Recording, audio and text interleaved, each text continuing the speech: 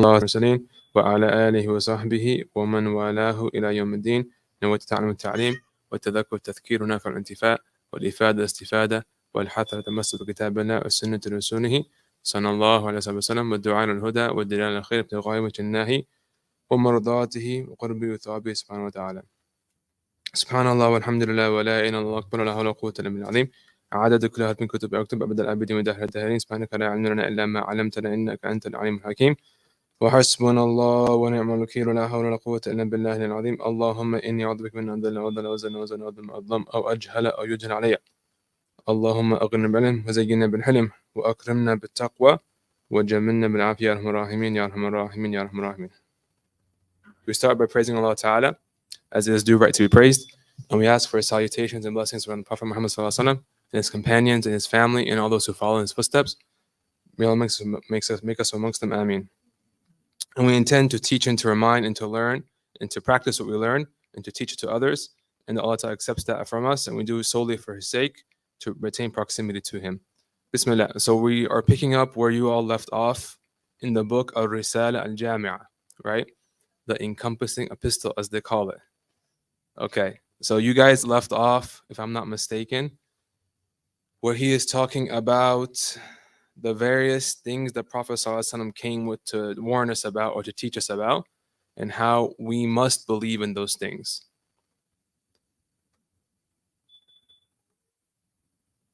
Is there a copy of the book in English? An extra one?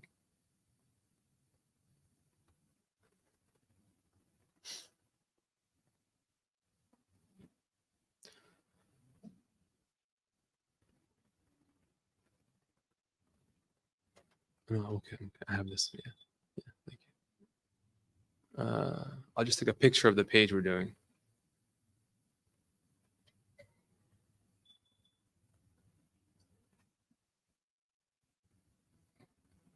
Yeah.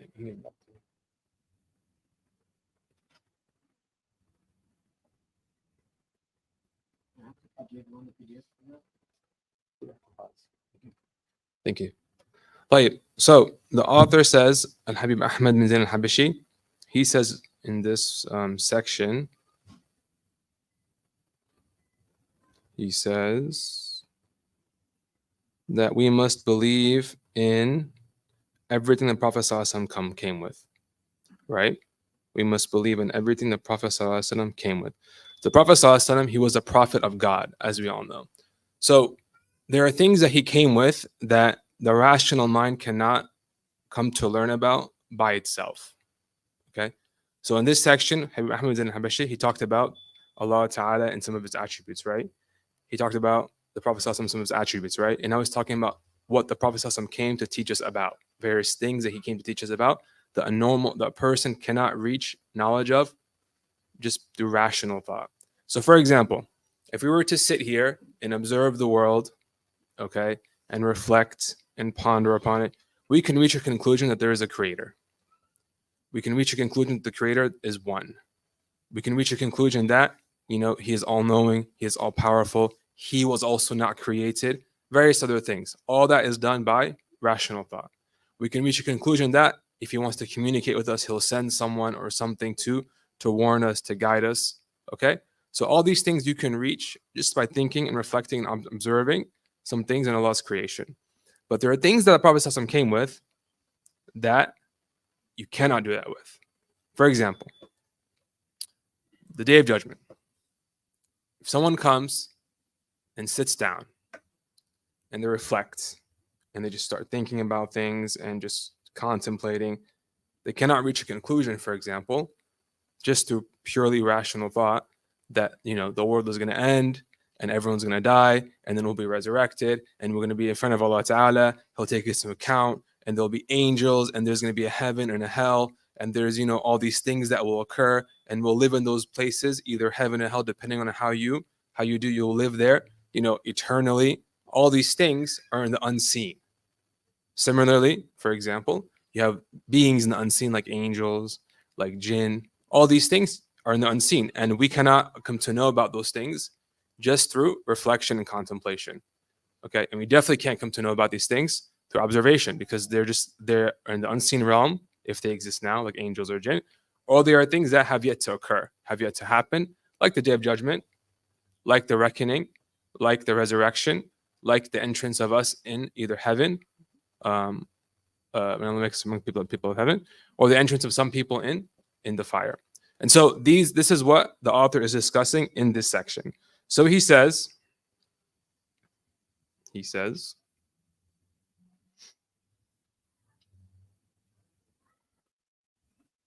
you must also be convinced that he, upon whom be peace and blessing, was truthful in every fact which he conveyed to us from God. Okay, so every single thing that Prophet ﷺ came to told, every single thing he told us about is absolutely 100% true. Every single thing he told us about is absolutely 100% true. And this is what Shaykh Abdul Karim was alluding to in his talk in Isra al-Mi'raj, where he said that we have to ask ourselves now, what do we consider to be our source of primary knowledge? And for us as Muslims, it is the Prophet ﷺ.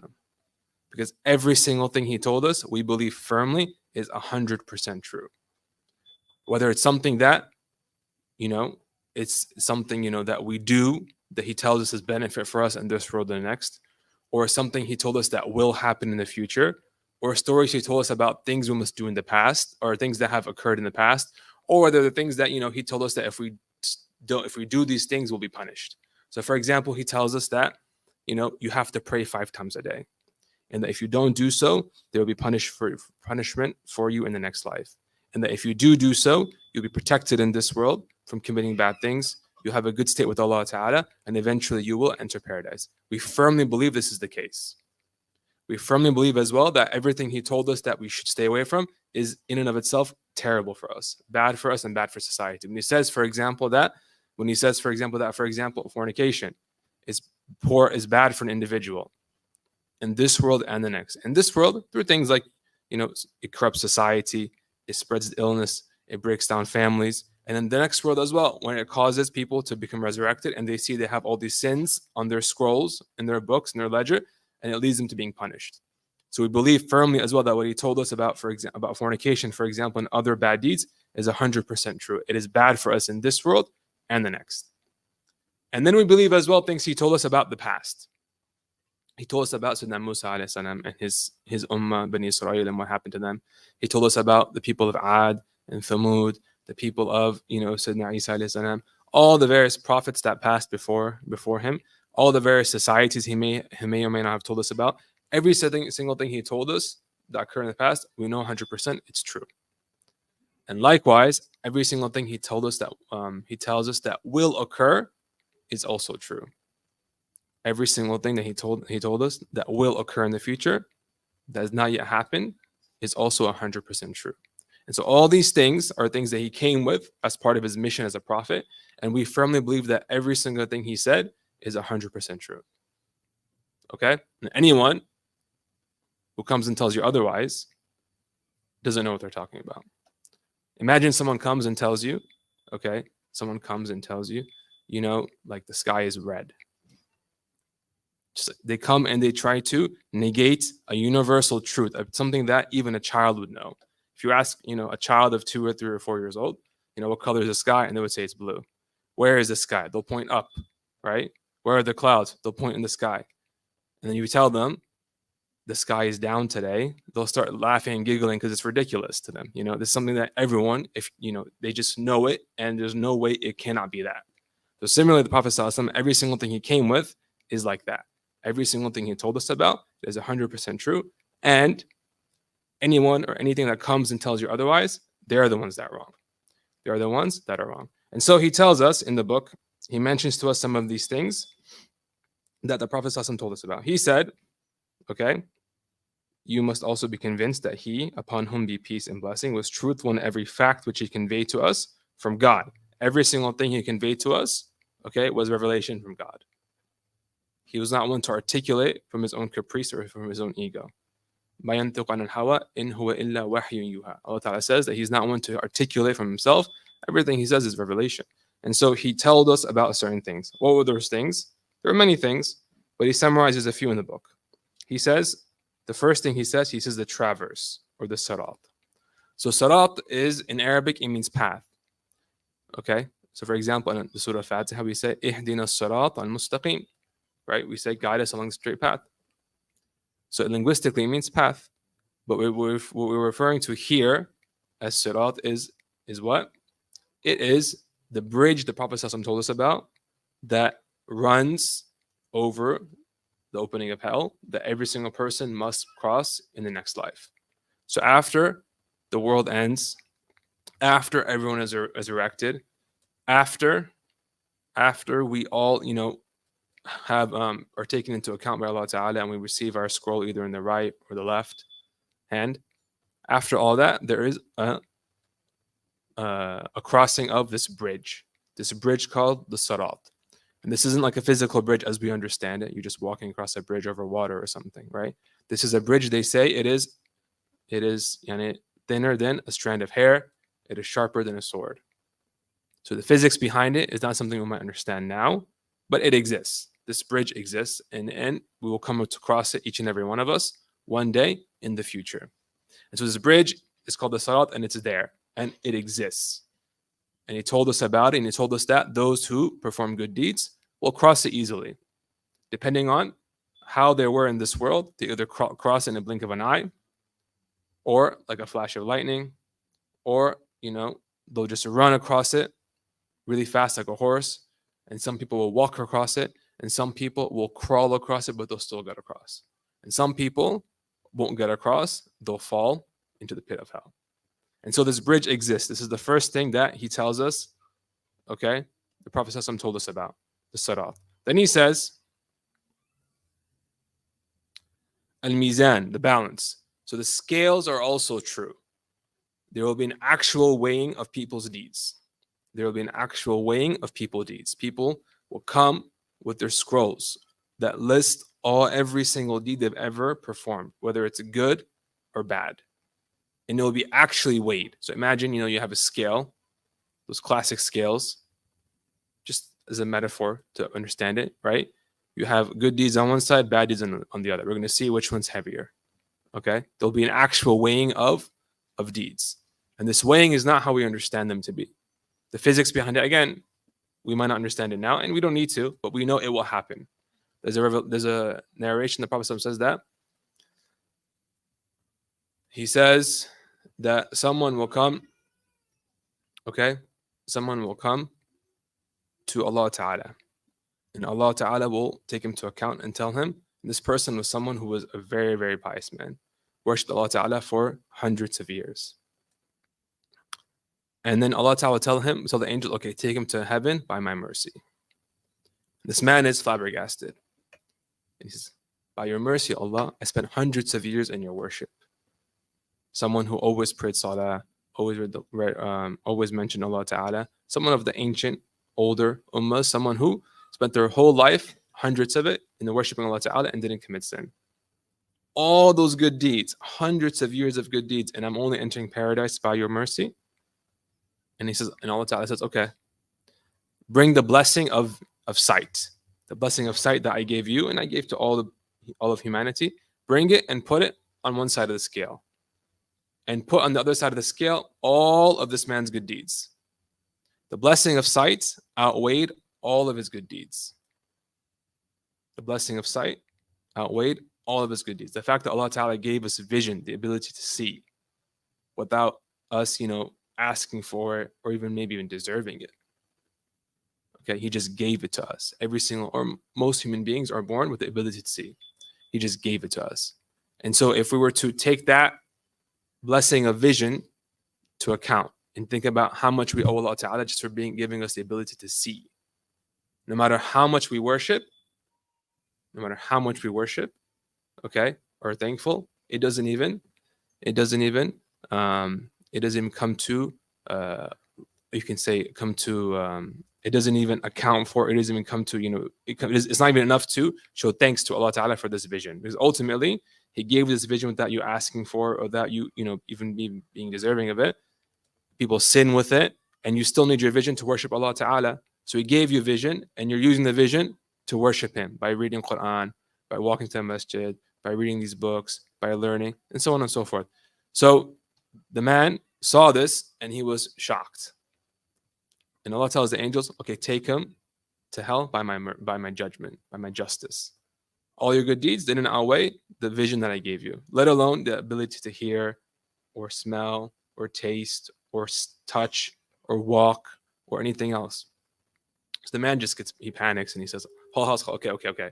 By your mercy, Allah, enter me into paradise by your mercy. And so he enters paradise with the other people of paradise. And so the point of the narration is that the weighing of deeds exists and is not in a way that we understand weighing to be. How can you weigh the blessing of vision? Okay? It's something intangible. But all this will happen in the next life, and the Prophet ﷺ told us about it in these hadith. So the scales exist. Then he says the pool or the hawd, it also exists. So there is a pool in the next life. A hawd, you can say like a watering pond, a body of water. A body of water who the narrations say it's the water in it is so sweet and so quenching. If you drink from it, you won't ever be thirsty again. And so there is this body of water there that every single believer who does well in this world will come to meet the Prophet ﷺ at. And he told his companions, he said, I'm waiting for you all in my ummah at that hawd. You will see me there. So this watering pond exists, and he told us that how we can get there and what it's like. It's there in the next life after we all pass away and get resurrected and cross all these tribulations that being taken into account. Okay, crossing the sirat. Eventually, there is a watering pond there, and the Prophet ﷺ is there waiting to greet his ummah. So all these are realities that exist. All these are real, truthful things the Prophet ﷺ told us about. And he says, and other matters, the next world and the barzakh. So everything he told us about the next life and the unseen. Okay, and the barzakh. What's the barzakh? The barzakh is the intermediary realm between death and the resurrection. So someone, if they pass away, for example, before the resurrection, someone passes away, today or next week or a year from now, or they passed away a year ago, 2 years ago, whenever it may have been, right? If they pass away before the resurrection, they're in a realm called the barzakh, waiting for everyone else to be resurrected and to be taken into account by Allah Ta'ala. And so he's telling us, the Prophet ﷺ, that that this barzakh exists. Okay, so there's intermediate realm that he told us about. It exists. The affairs of the next life that he told us about, they exist as well. And he says, including the questioning by the two angels. So part of the barzakh is that when someone passes away, the angel will come to them in their grave. So for us, this doesn't make any sense, right? We put the person in the ground, we bury them, angels are coming to speak to them, right? This is obviously all the metaphysical, things that we don't exactly understand or can't see or anything, but they exist. We believe firmly in them. So angels will come to them and ask them. Two angels named Munkar and Nakir, they will come and ask them, who is your Lord? What was your religion? Who is your prophet? And depending on how they answer those questions, okay, their answers will be reflective of their life in this world. And depending on how they answer, they will have a pleasant stay in their grave or a tormentful stay in their grave. So the ones who answer wrongly are the ones who their grave is like a piece of hell, and the ones who answer correctly, their grave is like a piece of heaven. So they answer, and then according on their answer, their grave is turned into one of bliss or one of punishment. And that's why he says the next line, and the punishment and bliss in the grave. Okay, so all these things are events or things that the Prophet ﷺ told us exist, and either we experience them now or we will experience them in the future. Okay, and he mentions this, the author, for a reason. He mentions it for a very important reason, and that reason is because how many people do we know that deny these things? How many people do we know that deny these things? In the time of Quraysh, when the Prophet ﷺ came, he came to them with a message. He said, there is a God. He is one. There are no intermediaries. He created this world. I'm a messenger sent by him to warn you all. And they're all thinking, okay. And then he says, and there is a reckoning coming After you die, you'll be taken into account by your Lord, and you'll be judged, and you'll be sent to heaven or hell. And they said, whoa, hold on a second. You're saying we'll be resurrected after we die. That's where their disbelief came into play for some of them. And so for some people, things such as these, okay, are objects of contention, and that's not necessary. Why is it not necessary? I mean, we believe there's a creator who created this world from nothing. He's all powerful, he's all capable, he is all knowing. He sends someone to warn us. We believe he receives revelation. This man, the Prophet receives revelation from God, and he tells us about it. And after all that, someone gets hung up on the fact that we might come back to life after that, after we're already dead. Or that there'll be, a bridge over the mouth of hell. Or that there is a scale that can weigh the blessing of vision. Or that there are beings called angels that we cannot see or detect. Or any one of these things. Someone gets into, doubt, or into, makes it a point of contention. And some people may even disbelieve because of these things. Like the people of Quraysh, the Prophet ﷺ encountered. Like they said in the Quran, Allah Ta'ala says, قَالَ مَنْ يُحْيِي الْعِظَامَ وَهِيَ رَمِيمٌ. They asked the Prophet ﷺ, who will resurrect these bones? Like you're claiming someone will bring bones back to life for resurrection. Who will do this? And Allah Ta'ala says, He says, قُلْ يُحْيِيهَا الَّذِي أَنْشَأَهَا أَوَّلَ مَرَّةٍ وَهُوَ بِكُلِّ خَلْقٍ عَلِيمٌ. The person who created them in the beginning will bring them back to life. And He is knowledgeable of all affairs of creation. So we believe that Allah Ta'ala created this world from nothing. Absolutely nothing. He was not created. He's all-powerful, all-knowing. And so how is it really that ridiculous to believe that there will be a resurrection? Is it really that hard to believe that there is a Sirat or a Hawd, that there was something called Isra or Mi'raj, where the Prophet ﷺ ascended into heaven from Masjid al-Aqsa in just split seconds or in one night?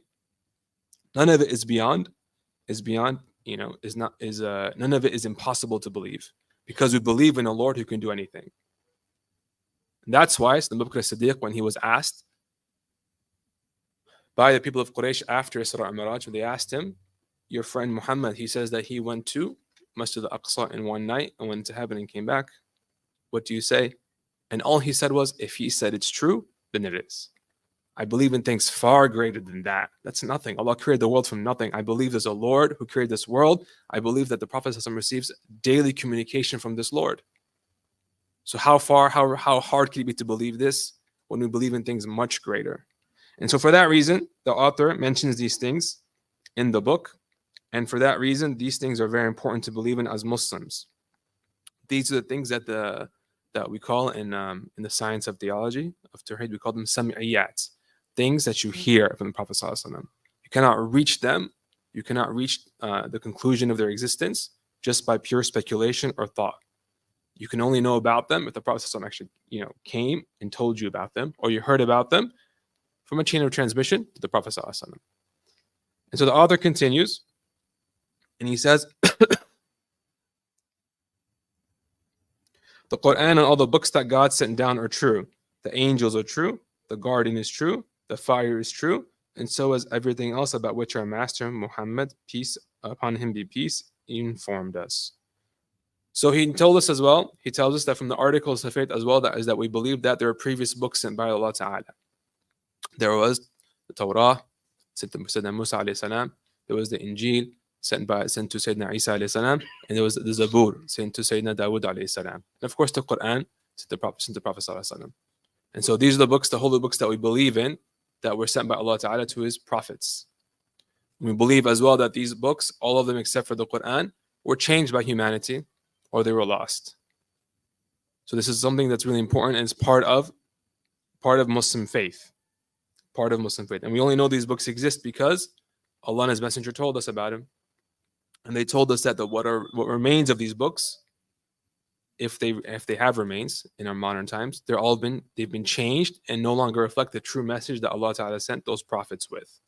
This again is a fact. And then he says in the book, He says the angels are true, the beings of light known as angels that Allah Ta'ala created, beings of light that do not commit sin. Angels are unable to disobey Allah Ta'ala. They're created purely for Allah's service. So beings of light that we cannot see, okay, that Allah Ta'ala created just to worship and serve Him.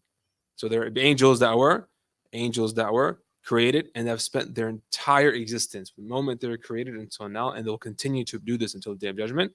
For example, their entire existence is just in sujood. They're just in sujood to Allah Ta'ala. And there are angels, their entire existence from when they were created until the end of time, they'll just be in ruku'. And there are angels, similarly, in various forms of ibadah. And there are angels also made responsible for certain things. Angels that record deeds. We all have angels that record our deeds. Angels that come and question the people that have passed away, like we mentioned earlier. Angels that are responsible for bringing revelation, like Sayyidina Jibreel alayhi salam. Angels that are in charge of taking the soul of someone that passed away, that's passing away, like the angel of death. Angels that are in charge of, blowing the horn that starts the end of time. All these angels exist, and our inability to detect them or see them or interact with them is not a reason to deny their existence, because the proof of their existence is the Prophet ﷺ. He told us about them, just like he told us about Allah Ta'ala and other things in the past, in the present, and the future that we must all firmly believe in. And he says the garden is true. So heaven is true, and it's something that exists. And inshallah, Allah make us all people who will enter the garden with the Prophet ﷺ. And he says as well that the fire is true.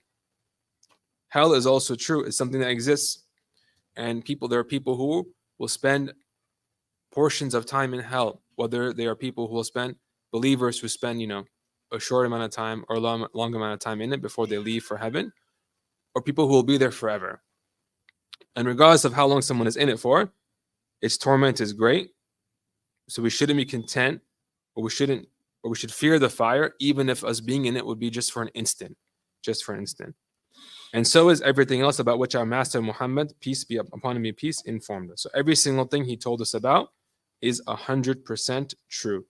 100% true, and we firmly believe in it, and we firmly believe that he is the source of all true knowledge. All true knowledge. Okay? If we were to rely on our own wits, our own deductions, our own observations, it can lead us to something that we later find out is untrue. Right? At one point in time, they said the earth is flat.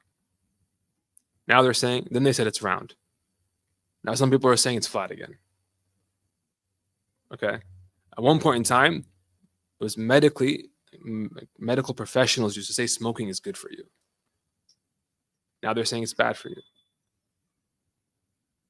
So all these different things that we come to know through observation, through deduction, some of it might be true, some of it might not be true. Depends on how we've thought it out or the extent of our capacities. But what we know that is true for sure is what the Prophet ﷺ came with. Every single thing he told us about is 100% true, not a speck of doubt in it. All you have to do is figure out, did he actually say it or not? And that is the beauty of these chains of transmissions we have when we sit with people of knowledge and scholars who have taken from their teachers and then from their teachers until the Prophet ﷺ. And you know for sure all these people are trustworthy in relaying this information to you as they heard it. Now we know that the Prophet ﷺ actually said these things, and all of it we can firmly believe in. Okay? And with that, we conclude the first section of the book of Risala al-Jami'a. The first section we talks about belief. And we'll be starting next week, inshallah ta'ala, the section on fiqh. So as you guys probably covered in the previous classes, this book is very unique in that it covers 3 different aspects of the religion. It covers belief or theology, which we just finished, in a very short way. It covers fiqh, or what you need to know in terms of how to pray, how to fast, what's permissible, what's not permissible, in also a brief manner. And at the end, it also discusses some things about purifying your heart and the knowledge of tazkir tasawwuf. So it's a very well-rounded book, and for that reason, it's called Risala al-Jami'a, the encompassing epistle. It's a book that encompasses the religion in a really beautiful and simple form, but it gives someone a very well-rounded view of it. A very well-rounded view of it. The section we're going to enter next week, inshallah ta'ala, is a very important section. It is a section on fiqh. It's a section where we talk about how to perform our worship, how to actually be servants of God. Because once you believe, the question now is, what do I do? Okay, there's a prophet that came, and I believe in him. And he told me there's a reckoning. He told me that all of our actions are being recorded. Okay, what do I do now? If every action is being recorded, that means that I better think twice before I do something, right? So if every action is being recorded, how do I know what's good and what's bad? What should I stay away from? What should I do? And so that's the science of fiqh. It is basically, in a summary, it is telling us, it's a science of knowing what your action equates to in the eyes of God. What you're doing, is it something permissible? Is it something haram, impermissible? Okay? Is it something that if you were to do it, you get rewarded, like salah? Or is it something that something if you do it or don't do it, you don't get anything, like drinking a glass of water? Is it something that is haram completely? If you do it, you get sin. Or is it something that is, it's disliked, but it's not haram. You won't be sinful for doing it. And so these rulings of fiqh are very important in our lives. Okay? Are very important in our lives. Allah Ta'ala says in the Quran, He says, فَمَنْ يَعْمَلْ مِثْقَالَ ذَرَّةٍ خَيْرًا يَرَى وَمَنْ يَعْمَلْ مِثْقَالَ شَرَّةٍ وَمَنْ يَعْمَلْ مِثْقَالَ شَرَّةٍ وَمَنْ يَعْمَلْ مِثْقَالَ ذَرَّةٍ شَرًّا يَرَى. Whoever does an atom's worth of good deeds will see its consequences in the next world. And whoever does an atom's weight of bad deeds will see likewise the consequences in the next life. So knowing what we should do and what we shouldn't do is very important. For that reason, this specific section is the focus of the class, and it is very important for us to keep this in mind at all times in our lives. They say that it's a classic saying where they say as-sufi faqih. The person of tasawwuf is a person who has knowledge of fiqh. Because how else can you attain God's favor unless you know what you're doing? Unless you know what you're about to do, is it something you should be doing or not? If it's something you should be doing, are you doing it properly or not? Allah Ta'ala tells us to pray. How do we pray? What time do we pray? What conditions are necessary for this prayer? And so for that reason, we're going to focus specifically on this portion of the book in a bit more detail. Maybe we will focus on other sections. And with that said, we'll open the floor to questions if anyone has anything to say.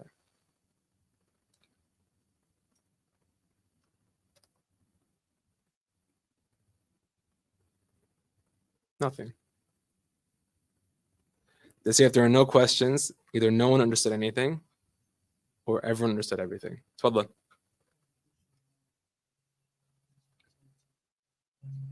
No worries. Go ahead. So miracles are of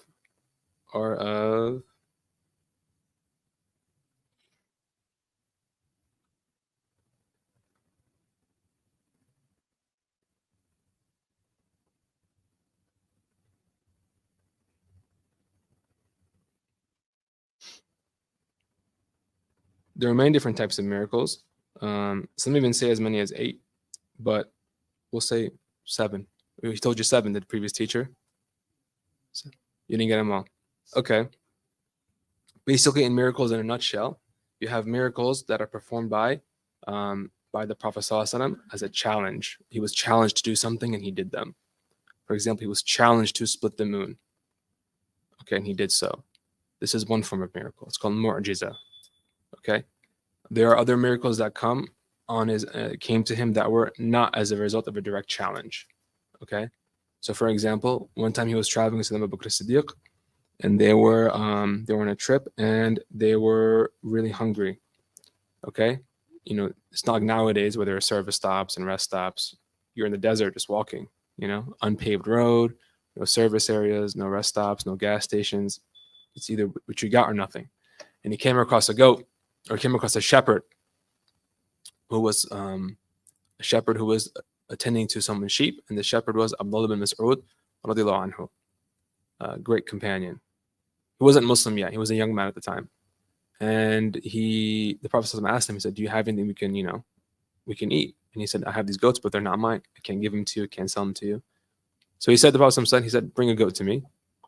And then he just touched its udders and they began to swell with milk. And they drank from it. Okay. And the shepherd, Abdullah bin Mas'ud, was bewildered. And he became Muslim. And not just Muslim, he became a great companion. Okay. So this is also a form of miracle the Prophet performed. Okay. That was not a direct result of a challenge. He wasn't challenged by someone to do it. He just performed it. Then you have miracles that come on the hands of just pious people called karamats. And these are people who are pious. And the way to know if they're pious is if they are following the Sunnah of the Prophet. Someone who is Muslim, who's pious outwardly, they're praying, they're fasting, and then they receive a miracle from Allah Ta'ala. Okay? There are many examples of this. There is an example, for example, there is an example where Sayyidina Umar bin Khattab, he was with companions just after the Prophet passed away. Okay? No, it was Sayyidina Uthman bin Affan. Sayyidina Uthman bin Affan was with the companions after the Prophet passed away, and someone came to the gathering they were with, and he said something to the lines to the meaning of people coming to this gathering, and there's zina in their eyes. And the person who had entered recently became bewildered. He said, "Is there a relation after the Prophet passed away? Like, how would you know this? How would you know someone came here and they looked at something haram or they performed haram?" And he said, "No, there's no relation after the Prophet passed away. However, he told us, beware of the inner, like beware of firasat al-mu'min فإنه ينظر بنور الله." He said beware of like the sight of a believer, because sometimes they can see with Allah can give them a knowledge that you wouldn't normally be able to attain by looking at something. Okay. Then there's also miracles that happen to people who are just day-to-day normal miracles. Okay. Example is someone gets into a car accident and they find themselves able to lift a car to save someone. Okay, this can happen to anyone, right? Anyone. Then you have miracles that happen to people that are not pious, and it's to make them, basically, it's to humiliate them. It's called ihana. Tamam? Example of this is a man who claimed to be a prophet during the Prophet ﷺ's time. His name was Musaylim al-Kadhab. He claimed to be a prophet while the Prophet ﷺ was still alive. And so he would go to people and be like, tell them that he's also a prophet of God. And they would say things like, okay, you claim you're a prophet. Well, but the Prophet Muhammad came a few weeks ago, for example, and he made water gush from this well. Okay, now you do the same for this well. So he would, do something to the well, and water would gush forth. But it would be salty water. It'd be water that's unusable, for example, right? He's being humiliated by this miracle. Okay. Then you have miracles that happen to people who are outwardly not pious. Sorry. Okay. And it's to make them be more corrupt. It's punishment for them. An example of it, for example, is someone who is not Muslim, not practicing Islam. Okay. And a miracle happens to them that makes them think that it's a result of, something they did in their false ideology or their false belief or their false practices. Okay. Whatever that may be. Yeah. So those are some of the forms of miracles. Okay. Yeah. Anything else? Any other questions? Well done. You mentioned about things the rational mind couldn't conclude on its own. Yeah. And you also mentioned that the rational mind can lead us to believe in Allah subhanahu wa ta'ala. Yeah. Are there any other uses for the rational mind that the scholars have compiled like that, where it gives us some understanding of how to use it appropriately? Yeah. So the brother is asking the uses of the rational mind that was mentioned in the lesson, that we cannot use a rational mind to, for example, come to knowledge of the afterlife or certain events. but we can use it to, for example, come to know about Allah Ta'ala and His existence and His oneness and some of His traits. So the rational mind, this is spoken about in depth. Like there are books and volumes written on this. But basically, in a nutshell, we can say the rational mind is like a tool. Okay, you have a tool that you were born with, and it is your mind. Just like, for example, okay, a bird is born with wings. It's a tool, right? Okay, a cat is born with claws. Okay, it's a tool. So a cat, for example, can use its claws to, open things, to scratch, defend itself, to climb. Okay, but there are things that its claws just cannot do. If it sees a bird flapping its wings to fly, it can't flap its claws and expect to fly. Okay, his tool is different than the tool the bird was given. So similarly, the mind is like a tool that Allah Ta'ala gave us that we use for specific things. And if you use it beyond what it was intended for or what it was made for, then it's no longer going to help you. In fact, it can actually harm you. It can harm you. Okay, just like how a bird, if it sees, or the cat sees the bird jump off the branch and start flying away, flapping its wings, and it does the same, jumps off something high, flapping its claws, trying to fly, it might actually die, right? So the mind, for example, number one, it can lead you to understand that there is a creator, and it can lead you to understand some of his traits. The fact that he is one, that he is that he is a being that is all powerful, that was not created by something else. Okay, it can lead you to understand some of the wisdoms behind what is revealed to his prophets. Okay, so we can understand some of the wisdoms behind what the Prophet came with. So, for example, when he says, for example, he says, stealing is wrong.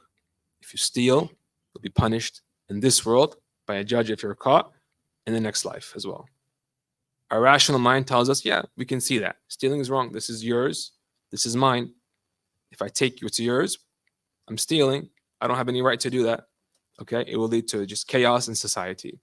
All right? So some of what Allah Ta'ala has told the prophets, we can see the wisdoms behind if we were to think about them. Other things, we might not be able to understand the wisdom behind it. Why do we have to pray 5 times a day?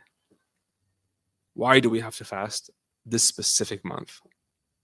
Why do we have to give X amount of percentage, 2.5% of our wealth in zakat? Why 2.5? These are things that the rational mind cannot conclude things about. They're just things Allah has decreed. This is it. Okay, this is it. So the limits of the mind are there. Okay, they are there, and transgressing them will just lead someone to really harm themselves. Okay, to harm themselves, because you are using a tool for something it was not intended for. And anyone who has a trade or profession will tell you that if you use a tool for what it's not intended for, you can hurt yourself. So safe use of this tool, this mind, is to use it in what Allah Ta'ala intended it for, which is really to come to understand Him through reflection of His verses in the Quran, through reflection of the hadith the Prophet came with, through reflection of creation, like just looking at the world and things in it and trying to, use that as a means to better understand, our Lord. Okay? You look at the world and you see, the mercy between husband and wife, father and son, between friends, and you come to learn more about Allah's mercy. Okay? You look at the world and you see love between individuals, between spouses and family members and friends, and you learn about what it means to love. Okay, the love that you can have for the Prophet, the love that he had for Allah Ta'ala. And so reflecting on the world, using your mind for that is useful. But there are limits again that you cannot go over when it comes to using your mind. Anything else?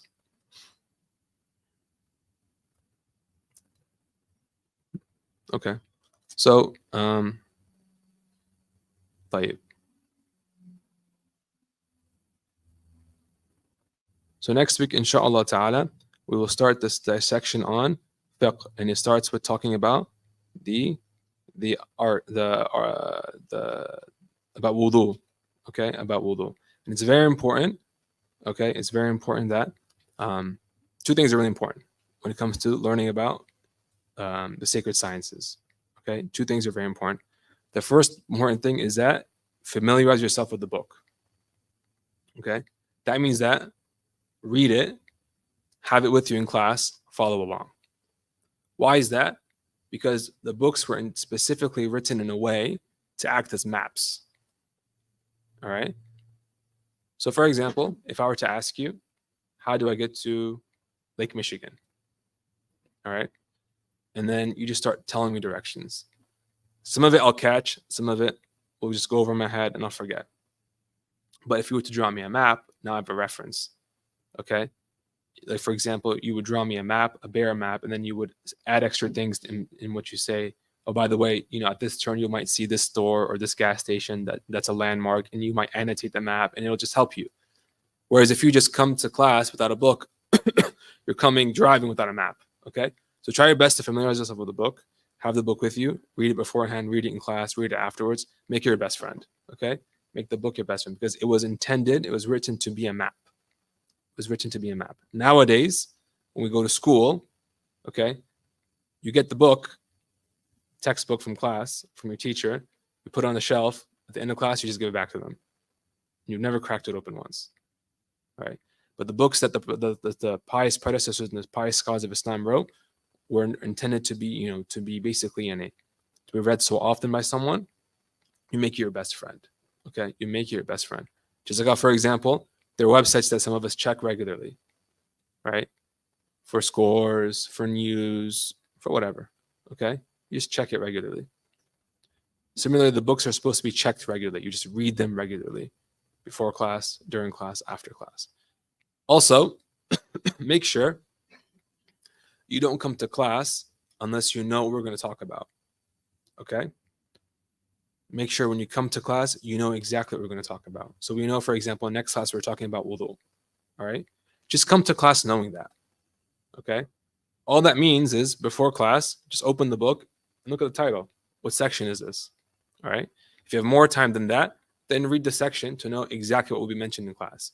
This will help you because once you know what we'll talk about in class, okay, you have time to think about it and bring questions, bring ideas, bring something to share. Whereas if you just show up, oh, he's talking about salah today, okay, and you're in class, and then after you leave, you're like, oh, I should have asked him this question, or I should have brought this point up, okay, all right, I'll bring it up next time, and then you forget, and then you miss another opportunity, and the cycle just repeats itself. So make sure that before you guys come to class, you just know what's going to be discussed, so that you can ask and participate accordingly. And this is really important for the sections we're covering in the future, wudu and salah, okay, making wudu, how to pray, fasting, because these are things we do every day. There are definitely situations and circumstances that each of us face in life where we ask ourselves, I wonder if, I should have done it this way or that way. I wonder if that prayer was valid. I wonder how I should have done it to get more reward. I wonder, if I'm after the option being 2 or 3 different things, which one's the best one to do? Which one is I cannot do at all? Which one is I can do, but it's not the best option? Various situations will come to mind, okay? And when we know what's going to be discussed in class before we come, we can bring those questions to class. There are a lot of you guys, and some people have unique circumstances and unique situations they've been in life, and they want to ask about them. So what we cover in class will just be general things, okay, that most of us might experience. And so without asking a question about something you've experienced in life or something you want to know more about, okay, that's unique to yourself, there's no way that we would know.